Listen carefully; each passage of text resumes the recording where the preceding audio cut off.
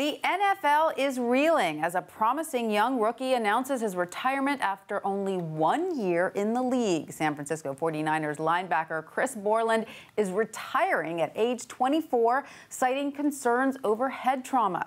The NFL has released a statement saying, in part, "We respect Chris Borland's decision and wish him all the best. By any measure, football has never been safer, and we continue to make progress with rule changes, safer tackling techniques, and better equipment, protocols, and medical care for players.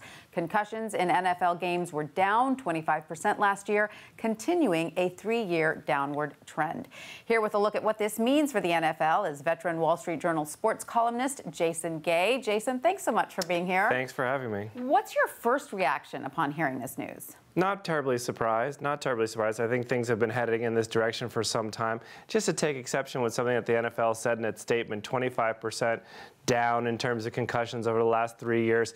There's a lot of belief among NFL players, people who are close to the game, that concussions, that reported rate is down because players now know they're going to be forced to sit if they have a concussion, if they fail the test. So they're disinclined from actually getting treatment for these kinds of things. That might be accounting for that lower number. The game, if you watch the game, it doesn't seem terribly different at all from what people remember. Right. So, and it isn't even, as you and I were discussing earlier, necessarily the concussions that are always the issue. It's sort of low-grade head trauma as well. Correct? Right. So, you know, what people are typically think of when they think of a concussion is a big head-to-head collision, typically, you know, a receiver to a cornerback, that kind of big colossal impact that knocks a guy out, like you see in a boxing match. Right. That obviously has some sort of concerns and damage, but there's also real concern about the kind of repeated helmet-to-helmet collisions that happen at the line. You're sort of used to that line of scrimmage contact that you're always seeing, and there have been a lot of indications from the long-term studies of people who played in those trenches of the NFL that those are the guys who are really feeling the impacts. Now, could Mr. Borland's decision affect other young players in their 20s? I think you see a couple of things. I think people who are in the game right now, NFL players, must look at this and pause a little bit, and I'm sure there are a great many of them who say, hey, look, that's another slot for me. That's an opportunity for me, another guy to come in.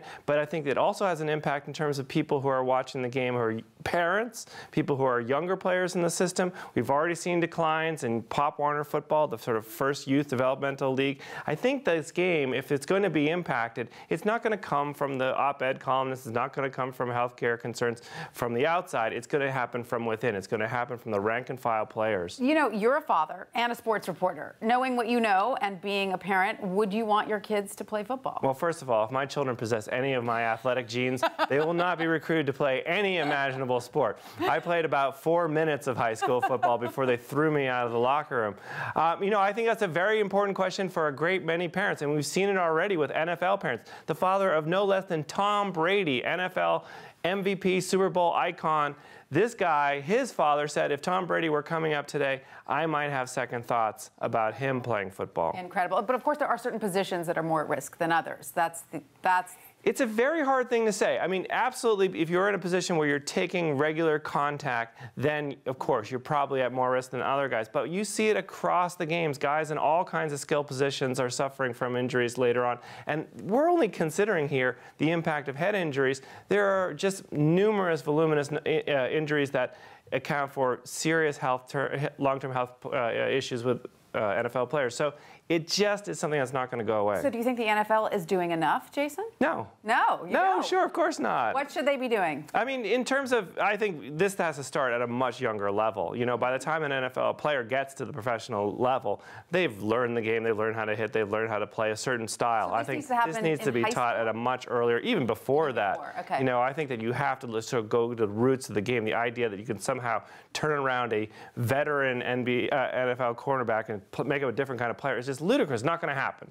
So you have to sort of start at a younger level. And, you know, we're also part of this machinery. I mean, the NFL is the biggest cultural machine in this country. NFL games, Super Bowls, NFC championships, AFC championships, highest rated product in America. Networks paying billions of dollars in fees. We are part of this system too. Yeah, but you know what? I have to say it's not just the football culture. I mean, my kids play hockey, and I'm scared that they're going to have the same issue. Sure, you see it in soccer, you see it in lacrosse, you see it in women's sports, all over the place. Head injuries are significant issues. We learn more. So it's not just a football problem. I agree. All right, Jason, thank you so much for that. Thank you.